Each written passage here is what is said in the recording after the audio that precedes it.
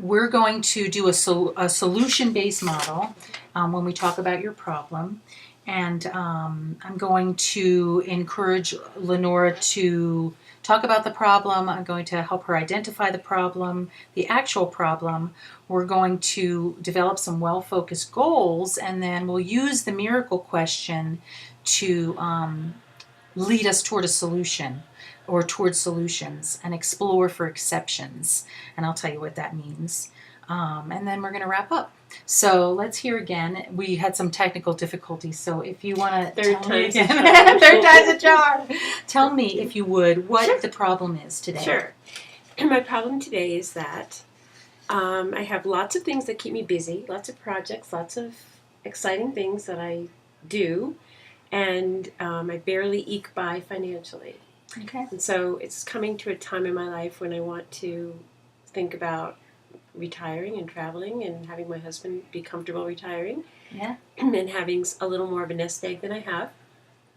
And I need to either choose the job or business that is going to be the best outcome for me, or find a way to continue juggling, but make some financial gain. Okay. And so it's the finances that seems to be capturing your attention right now. Yes, because I have lots of, love missions that I have. Wonderful missions. So, yeah, I'm really happy about all that. And I Right. do believe that they are feasible for businesses. Maybe not million-dollar businesses, but I do believe that they're products and things that people need. Great. Okay. Let's take a look at that miracle question that we started a little while ago. Now, what if you woke up and here you came out of your bedroom and the problem was solved? What would it look like? Okay. What would the first thing be that you noticed? The first thing that I would notice, and like I said, I'm not sure that this has anything to do with the problem, although I suspect it might. Yeah. Is that everything would be in its place. All the piles of papers, and you can even see some of them in the background. All the piles of papers and notebooks and collections and recordings and all that stuff would all be in a reachable design rather than a pile that is daunting. And so right away I would notice that things are not cluttered, things are not sitting there waiting to happen, that my day is clearly cut out for me. What needs to be done, what fabulous project needs to be done first. And I don't know if this is jumping ahead, but my feeling is that I would start on a project and never have any guilt in the back of my mind that I should be doing a different project, something else. Okay. So your mission would be clear, and visually it would be clear. Can you remember a time when some of those things were in place? Has this ever happened? Have you ever seen any of this solution? Yes. When I didn't work at home, I saw it more. Because I had control of a small office environment or whatever. Okay. That was more organized, and I didn't have everything that I owned there. Since then, I've gotten more diverse. I've branched out and had I have 3 or 4 projects or hobbies or whatever you want to call them that have a lot more junk involved with them. Like kids yoga has everything. It has mats and coloring books and crayons and ideas and articles and so it is kind of cumbersome, but there have been environments where I worked outside of the home where my space was organized and I did definitely see what I needed to do. So each of these love missions has all the stuff that comes with it. Right. Okay. And I know what I know about you, and what I might say to anybody is that I know you have certain strengths to accomplish this solution, to find the solution. So I'm wondering what are maybe 3 things that you could do to see that, just to rekindle those things that you've seen at your office that might make this space reflect what happened there. Is there anything that we could connect the 2 dots? Probably. I think it's more of an attitude than it is than it is a physical mission. The attitude is, okay, buckle down, take a couple of days or whatever, do an hour or whatever at a time, Okay. process through it, get rid of what you don't need, make some kind of organized method out of what you do need, Okay. and don't get discouraged by the amount of stuff that's involved. Okay. So you get discouraged. I do. Overwhelmed. Overwhelmed. Totally. Now let's go back to that miracle scenario. Mm-hmm. So you walk out, you see everything's in its place. Is there a feeling about that? Mm-hmm. It's just very. It's like not anxiety producing. It's calming. It's calming. Yeah. Okay. And welcoming, and okay. I feel more like prepared. Whatever would come my way, that I'd be more prepared. Okay. What else do you see as you continue down the hall or open up into the house? The house is really clean. Clean? Okay. It is. And you can see it. I can see it. I think visually that's kind of all I see. I mean, it's just a pleasant situation. It's not a different environment really. I mean, it's maybe there's some new furniture and stuff like that, but it's not crazy different from what it really is. It's just organized and peaceful and just a welcoming environment to start whatever project I have to do that day. Okay, and you had what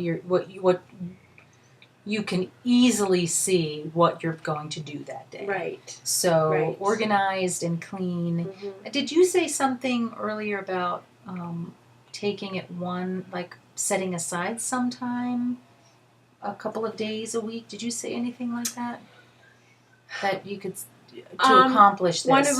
One of partition time. Right. One of my goals, and I've heard other people say it a million times, just take it one step at a time. And so I do try to do that. Set the timer, whatever, put on something I like to listen to, whatever.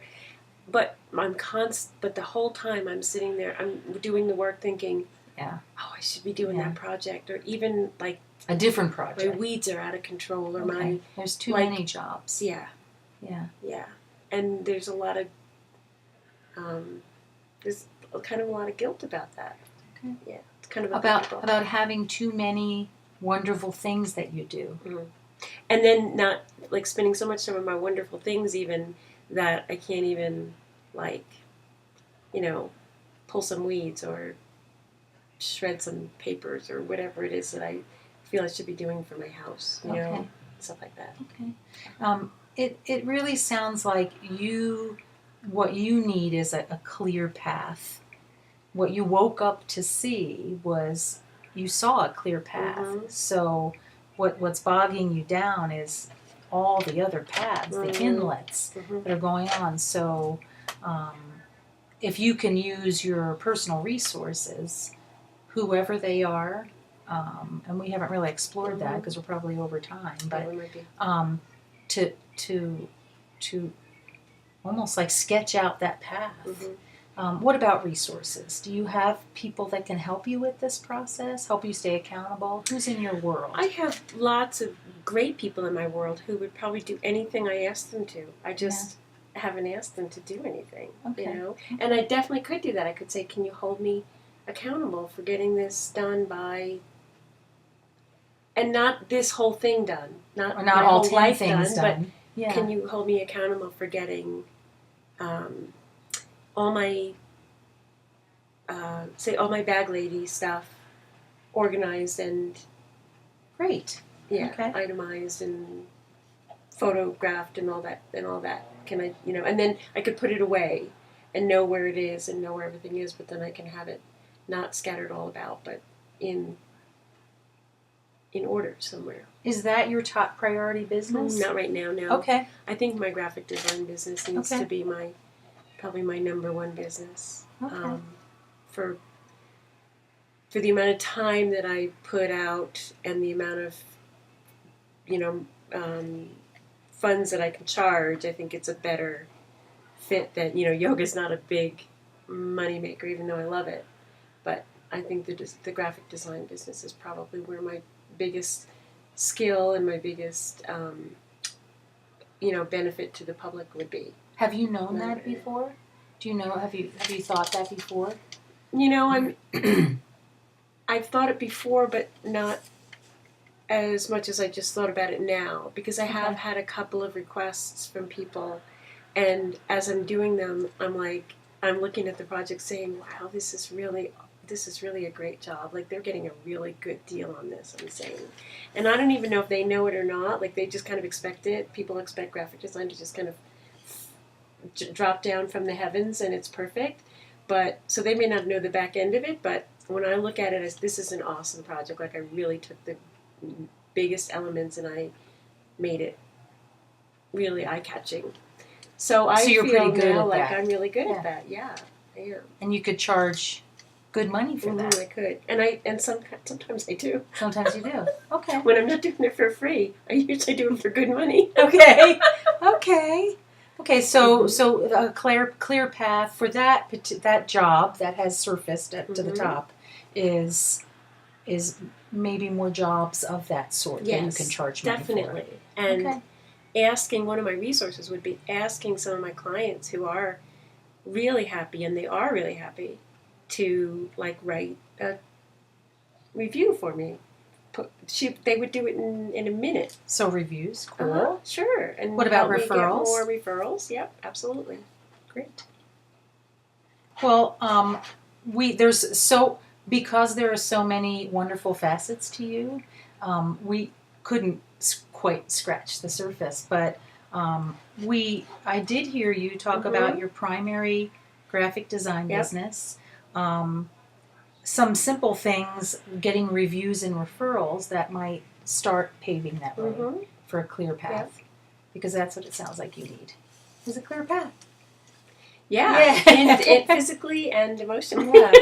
And perhaps if you could tackle a couple things to get you toward prioritizing that business, other things may fall into place, or fall into a bag to Goodwill or something. Right. Yeah.